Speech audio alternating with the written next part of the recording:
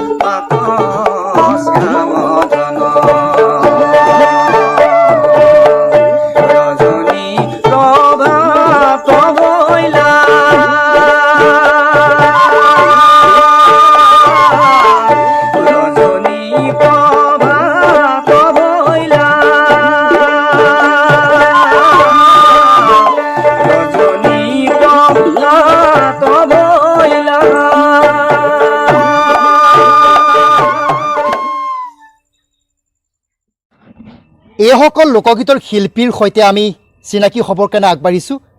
বাঁহীত আছে ৰবীন্দ্ৰ ডেকা বাঁহীত আছে ৰবীন্দ্ৰ ডেকা হয় ঘৰ আপোনাৰ দুগা গাঁৱতে হয় আৰু ইফালে দোতৰাত আছে আমাৰ আটাইৰে মৰমৰ আপোনাৰ পৰিচয় নিজে দি দিয়ক মোৰ নাম শ্ৰী দীপেন ডেকা হয় এই ঘৰ মোৰ দুগা গাঁৱতেই কিমান দিন হ'ল আপুনি এই বিদ্যাটোৰ সৈতে জড়িত এই বিদ্যাটো মোৰ বহুত বছৰ আগৰ পৰাই এতিয়া মই মানে এই কি কোনো এটা সুবিধা পোৱা নাই বা তেনেকুৱা আমাৰ ইয়াৰ পৰা হেৰি ওলোৱা নাই সেইকাৰণে মই বহুত বাহিৰত ব্যৱহাৰ কৰিব পৰা নাই এতিয়া আমি মানে ভাবিছোঁ যে আমি শেষ টাইমত কিবা এটা এনেই ফূৰ্তি কৰোঁ আৰু আচলতে এইটো আপোনালোকৰ আচলতে পেচা নহয় এটা নিচা আৰু এইটো পচন্দ এটা নিচা নহয় জানো নিচা হয় আৰু যিটো নিচা আপোনালোকে উল্লেখ কৰিছে যে আপোনালোকে ভাত নোখোৱাকৈ থাকিব পাৰে পাৰোঁ কিন্তু গান নোগোৱাকৈ বা বাদ্য নবজোৱাকৈ থাকিব নোৱাৰে হয় এইটো ফূৰ্তি কৰি ভাল পাওঁ আৰু আমি লগে ভাগে এনেকৈ এয়াই আচলতে জীৱনৰ প্ৰকৃত ৰং জীৱনৰ এয়াই প্ৰকৃত ৰং আমাৰ মাজত যে কণ্ঠশিল্পী এয়া উপেন ডেকা আচলতে উপেন ডেকাই কিমান বছৰ হ'ল আচলতে সংগীতৰ সৈতে জড়িত হোৱা এই নমস্কাৰ হয় মই সংগীতৰ সৈতে যোগাযোগ সৰুৰ পৰাই আছিল এই বৰ্তমান এইখিনি অৱস্থা পালেহি ক'তো সুবিধা নোপোৱাৰ কাৰণে এনেকৈ এই ঘৰতে মনোৰঞ্জন কৰি থাকোঁ তাতে আৰু লগে ভাগে 2-4জন লগত আহিল যেতিয়া তেওঁলোকৰ লগত বাদ্য সংগত কৰি অকণমান ঘৰতে আমেজ লৈছোঁ আপোনাৰ কণ্ঠত এটি গোৱালপৰীয়া লোকগীত এফাকি হ'লেও অকণমান গাই দিলে ভাল পাম মই চেষ্টা কৰিছোঁ বাৰু বহুদিন আগতে গাইছিলোঁ ভুলো হ'ব পাৰে হয় আরে কথাল পরিয়া সুতাল খানা রে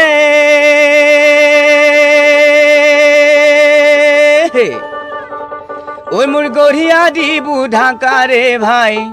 গড়িয়া দিবু ঢাকা সেই দিনের সরকার আমার সেই দিনের সরকার আমার না কই আরু কথা রে ডাং দড়ি ডাং দড়ি দিয়া টান মারে কে ডাং হা ডাং দড়ি ডাং দড়ি দিয়া টান মারে কে ডাং গুরগুর সরকার গান শুনি নাই রে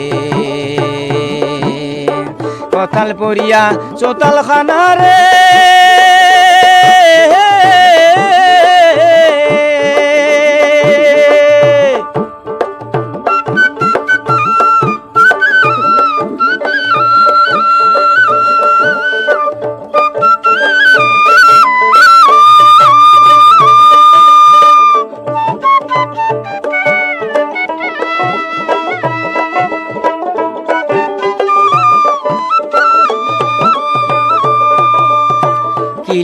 খিলাইতে সেরা রে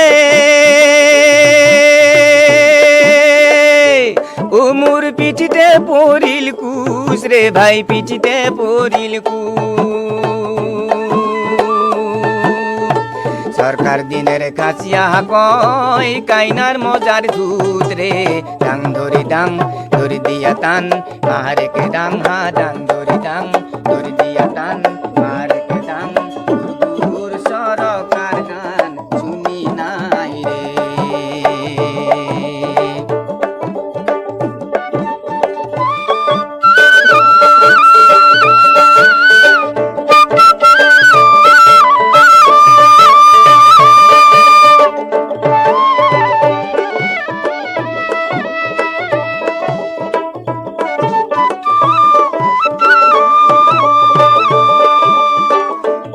কেজির চাউল সেরা রে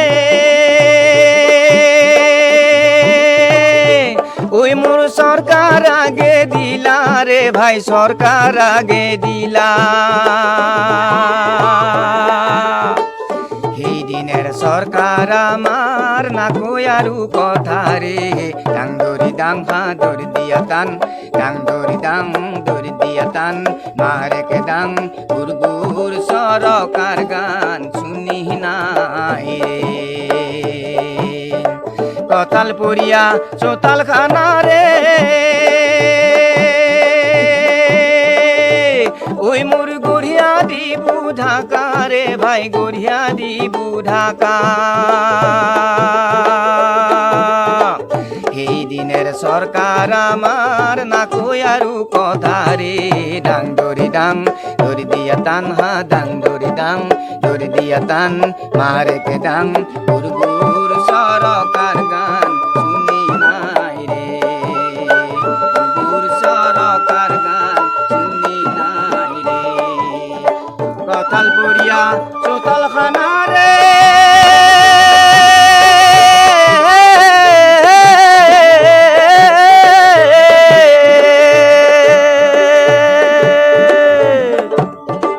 খুব ভাল লাগিলে আপোনাৰ যিটো গৌৰৱৰীয়া লোকগীত আপুনি গালে আচলতে এই যে আপুনি যে লোকগীতবোৰ গায় আচলতে ক'ৰবাত আপুনি শিকিছিল নেকি এই লোকগীতবোৰ ক'ৰবাত শিকা মানে ৰেডিঅ'ৰ পৰা শুনো হয় আৰু দুই এজনৰ প্ৰগ্ৰাম চাব যাওঁ আনুষ্ঠানিক শিক্ষা আপোনাৰ আনুষ্ঠানিক শিক্ষা নাই মোৰ সংগীতৰ আনুষ্ঠানিক শিক্ষা অবিহনে আপুনি ইমান সুললিতভাৱে মানুহক মহাচন্ন কৰিব পৰা যি আপোনাৰ এই কণ্ঠই কিন্তু প্ৰকৃত যি সন্মান সেই সন্মান লাভৰ পৰা কিন্তু বঞ্চিত হৈছে আপুনি এতিয়াও কিন্তু এই গাঁওখনতে সীমাবদ্ধ আপোনাৰ যি কণ্ঠ কিহৰ কাৰণে আপুনি আচলতে ওলাই যাব পৰা নাই এখন মঞ্চৰ অভাৱ আপুনি কিহৰ কাৰণে পাইছে বুলি ভাবে প্ৰথম কথা হ'ল মোৰ অভাৱৰ কৰাল গ্ৰাসত জীৱনটো লিপিবদ্ধ এই তাৰ কাৰণে মই বাহিৰ ওলাব পৰা নাই এই ডাঙৰ যে অনুষ্ঠানবোৰ পাতে এই ধৰা বিহু সন্মিলনেই হওক নাইবা বিভিন্ন ধৰণৰ ডাঙৰ সাংস্কৃতিক সন্ধিয়াবোৰত আপোনালোকৰ দৰে মাটিৰ শিল্পীবোৰক কেতিয়াবা নিমন্ত্ৰণ দি পাইছেনে নাই তেনেকুৱা ক'তো প্ৰগ্ৰাম কৰি পোৱা নাই ফাংচনত মাতিলেও এই নাম দিয়াৰ পিছত আমাক গান গাবৰ কাৰণে বহুত সময় ভৰাই থৈ দিয়ে অপেক্ষা কৰি ভাগৰি অৱশেষত গান নগোৱাকৈ ঘৰলৈ গুচি আহিব লগা হয় আচলতে বিদায় দিয়ে এই আজি আৰু আপোনালোকৰ গান দিবাৰ আমাৰ সময় নাই গতিকে বেয়া নাপাব বুলি কৈ আমাক বিদায় দিয়ে তেনেকৈ আমি ঘৰলৈ ঘূৰি আহোঁ গতিকে তাৰ পাছতো কিন্তু আপুনি গান গাবৰ কাৰণে এৰি দিয়া নাই এইটো যিটো উদ্যম এই উদ্যমটো এই সাহসটো আপোনালোকে ক'ৰ পৰা পায় আচলতে এই সাহসটো মোৰ বন্ধু কেইজনমান আছে তেওঁলোকে মোক এৰি দিয়া নাই মন ভাঙি দিব হাক দিছে আমি আছোঁ লগত বুলি তেওঁলোকে মোক পুনৰবাৰ আগুৱাই লৈ আহি আছে গতিকে তেওঁলোকৰ আলম লৈ আকৌ পদক্ষেপ আৰম্ভ কৰিছোঁ সংগীতৰ ক্ষেত্ৰত আচলতে এয়াই প্ৰকৃত শিল্পী লাঞ্ছিত বঞ্চিত হৈও অৱহেলিত হৈও কিন্তু যি সংগীতৰ যাত্ৰা সেই সংগীতৰ যাত্ৰাত তেওঁলোকে কেতিয়াও পিছ হুহুকা নাই এয়াই আচলতে সাহস এয়াই আচলতে আমি শিকিবলগীয়া নৱপ্ৰজন্মই আন এগৰাকী আমাৰ বাদ্যযন্ত্ৰ শিল্পী আছে তেখেতে ক'ব তেখেতৰ পৰিচয়টো হয় মোৰ নাম নমস্কাৰ মোৰ নাম মাধৱ ডেকা আচলতে এই সংগীতৰ ক্ষেত্ৰত আমি বহুদিনৰ পৰা আমি তাৰমানে জড়িত আছিলোঁ কিন্তু আমাৰ মানে এনেকুৱা হয় মানে আমাৰ প্ৰতি তাৰমানে অনাস্থা বাকী সংগীতবিলাকৰ ক্ষেত্ৰত গতিকে লোকগীত বুলি কওঁতে আৰু লোকগীতনো কি শুনিম আজিকালি বহুত মানে কিছুমান মানে বাদ্যযন্ত্ৰ ওলাল গতিকে আধুনিক বস্তুবিলাক ওলাল যেতিয়া আৰু আমাৰ এইখিনি বস্তু মানুহে কি আঁকোৱালি ল'ব গতিকে সেইটোৰ কাৰণে তথাপিও আমাৰ মন ভাঙা নাই গতিকে আমি বহুত চেষ্টা কৰি আছোঁ আৰু কৰি যাই থাকিম আমি এনেকৈ চলি যাম বুলি আৰু আশা কৰিছোঁ আৰু ধন্যবাদ আন এগৰাকী আমাৰ বাদ্যযন্ত্ৰ শিল্পী আছে যিগৰাকী আচলতে বিৰাট মধুৰ হাঁহি থাকে আৰু তেখেতে বৰ্তমান বৰ ফুটীয়া যি মানুহ বুলি আমাৰ দৰঙীয়া ভাষাত এষাৰ কথা আছে সেই ফুটীয়া মানুহগৰাকী ওচৰলৈ আহিছোঁ আচলতে আপুনি যে বজাই আছে এই বজাই থকা বাদ্যবিধৰ নাম কি একতালা নেকি এইটো নমস্কাৰ আপুনি বজাই দিয়ক এবাৰ বজাই দিয়ক আচলতে বিশেষ এইটো আমাৰ নৱপ্ৰজন্ম হয়তো ভালকৈ চিনিও নাপাব পাৰে এইয়া বৰ ধুনীয়া মাত ক'ত শিকিছে আচলতে আপুনি এইটো মই এতিয়া ঘৰতে বনাই পেলাই নিজকে শিকিছিলোঁ নিজে বনাইছোঁ নিজে শিকিছোঁ তাৰপিছতে আমাৰ এই যিখিনি ল'ৰা ধৰ এনেকৈ গান বাজনা কৰি থাকে মই ৰেডিঅ'ত শুনিছিলোঁ যে বোলে একতাৰা বজাই কি বস্তু কেনেকুৱা এইটো দেখিলোঁ দেখি কিনে নিজে বনাই নিজে এই গান গোৱাকেইটাৰ লগত মই নিজে বজাইছিলোঁ বজোৱাৰ পিছত এতিয়াতো বজাই এইখিনি পাইছোঁ আহি আপোনাৰ ক'তো শিক্ষা নাই আৰু মোৰ আনুষ্ঠানিক হিচাপে নিজে বাদ্যটো বনাই লৈ পেলাই নিজে বজাইছোঁ আচৰিত কথা আৰু এই বেছি দেখিছোঁ মই এনেই শুনিছোঁ ৰেডিঅ'ত এই বজোৱাৰ বস্তুটোৰ কেনেকুৱাকৈ বজায় সেই শুনিয়ে কিনে মই এনেকৈ বনাইছোঁ বজাই আছোঁ এতিয়ালৈকে আজি কিমান বছৰ হ'ল আপোনাৰ আজি কমেও মোৰ 20 বছৰমান হ'ল 20 বছৰ আপুনি একতাৰা বজাই আছোঁ হয় আৰু এতিয়াও মই বজাই আহিলে তাৰমানে আজিকালি চলিবিলাকে সোধে এইটো কি বস্তু বুলি তেতিয়া মই কৈছোঁ এইটো একটাৰ বাবা এটা কিহৰে নিৰ্মিত কৰিছে এইটো এতিয়া পানীলাও কৰা এইটো আচলতে কি ধুনীয়া কালাৰ দিছে চাওকচোন আচলতে এয়াই শিল্পী আচলতে আমাক যে কয় শিল্পীৰ আচলতে সৃষ্টি নহয় শিল্পীৰ জনম হয় আচলতে এয়াই আচলতে প্ৰকৃত শিল্পী যিয়ে জনম হৈছে আৰু তেওঁ নিজেই সৃষ্টি কৰিছে বাদ্য আৰু তেওঁ নিজে বজাইছে আৰু এই বাদ্য বজাই কিন্তু তেওঁ খাদ্য খোৱা নাই এইটো মিছা কথা তেওঁ বাদ্য বজাই তেওঁ নিচা আৰু তাৰ জৰিয়তে তেওঁ জীয়াই থকাৰ যি ইন্ধন সেই ইন্ধন যোগাৰ কৰে আপুনি পেছাত কি কৰে আচলতে মই এতিয়া খেতিয়ে কৰি আছোঁ আৰু খেতি কৰি উঠি গধূলি টাইমত মনোৰঞ্জনটো এই একটাৰ লগত গোটাইখিনি কৰি থাকোঁ আৰু এইটো আৰু মোৰ নামটো এই শ্ৰী তপন চন্দ্ৰ ডেকা ঘৰ দুৰ্গা গাঁৱতে আমাৰ গাঁৱতে হয় গোটেই কেইজন আচলতে দুৰ্গা গাঁৱৰে এওঁলোক শিল্পী কুকুৰা চৰাইও দাগ দিছে আচলতে এয়াই আচলতে আমাৰ প্ৰকৃত শিল্পীসকলৰ দুৰ্দশা প্ৰকৃত শিল্পীসকল যদিও লাঞ্ছিত বঞ্চিত অৱহেলিত হৈছে তাৰ পাছতো কিন্তু তেওঁলোকৰ যি উদ্যম তেওঁলোকৰ যি সাহস সেই সাহস কোনো গুণে কমা নাই এয়াই আচলতে প্ৰকৃত শিল্পীসকলৰ ধৰ্ম আৰু এয়া আমাৰ প্ৰতিগৰাকী যিসকল বৰ্তমান উদীয়মান শিল্পী আছে যিসকল বৰ্তমান উদীয়মান কলা কৌশলী ব্যক্তি আছে তেওঁলোকে কিন্তু বিভিন্ন ধৰণৰ মানসিক অশান্তিত ভুগি আত্মহত্যাৰ দৰে ঘটনা হোৱা বৰ্তমান সমাজখনত পৰিলক্ষিত হৈছে এওঁলোকে কিন্তু কোনো ধৰণৰ কেতিয়াও এওঁলোকৰ যি মনোবল সেই মনোবলে কিন্তু তেওঁলোকে কেতিয়াও সেই ধৰণৰ পদক্ষেপবোৰ মনত আহিবৰ কাৰণে কেতিয়াও মানে সুযোগ দিয়া নাই এই যে সুযোগ দিয়া নাই এওঁলোকৰ যি মনোবল এই মনোবলটো কিন্তু বৰ্তমান উঠি অহা প্ৰজন্মৰ বাবে নৱপ্ৰজন্মৰ শিল্পীসকলৰ বাবে সঁচাকৈয়ে আদৰ্শ আৰু অনুকৰণীয় বুলি মই ভাবোঁ এইসকল উদ্যমী সাহসী আৰু এইসকল প্ৰকৃত মাটিৰ শিল্পীৰ বাবেই কিজানি ৰূপকৰ জ্যোতিপ্ৰসাদ আগৰৱালাদেৱে কৈছিলে মোৰ পোহৰৰ গানে বিন বৰাগীৰ টানে আকাশে আকাশে দেশে মহাদেশে মুগ্ধ কৰিব আলোক ছাত্ৰী শেষ হ'ব শেষ নোহোৱা ৰাতি কৰিম জগত জয় নবীন সূৰ্যময় এইসকলে আচলতে প্ৰকৃত নবীন সূৰ্য শেষত আপুনি কি ক'ব শেষত মই এইটোৱেই ক'ব বিচাৰিছোঁ হয় আৰু আমাৰ এই অনুষ্ঠানটো আগুৱাই নিয়াৰ ক্ষেত্ৰত তুমি যি পদক্ষেপ লৈছা ধন্যবাদ তোমাক আমি আমাৰ তৰফৰ পৰা ধন্যবাদ জ্ঞাপন কৰিছোঁ আপোনালোকৰো বহুত বহুত ধন্যবাদ আপোনালোকে ইমান ব্যস্ততাৰ মাজতো মোক সময় দিছে আৰু বহুত বহুত ধন্যবাদ আৰু লগতে যিসকলে আমাৰ এই অনুষ্ঠানটো চাই আছে তেখেতসকলক মই এটা অনুৰোধ জনাব বিচাৰিছোঁ আমাৰ দৰে থলুৱা শিল্পী ভুল ত্ৰুটিৰ মাজেৰে আমি যিবোৰ গীত গালোঁ ক্ষমা বিচাৰিছোঁ লগতে এই ভিডিঅ'টো শ্বেয়াৰ কৰিবৰ কাৰণে অনুৰোধ জনাইছোঁ এওঁলোকৰ যি মৰ্মবেদনা যদি আপোনালোকে সঁচাকৈয়ে উপলব্ধি কৰিছে তেতিয়াহ'লে এই ভিডিঅ'টো শ্বেয়াৰ কৰিব ধন্যবাদ জয় আই অসম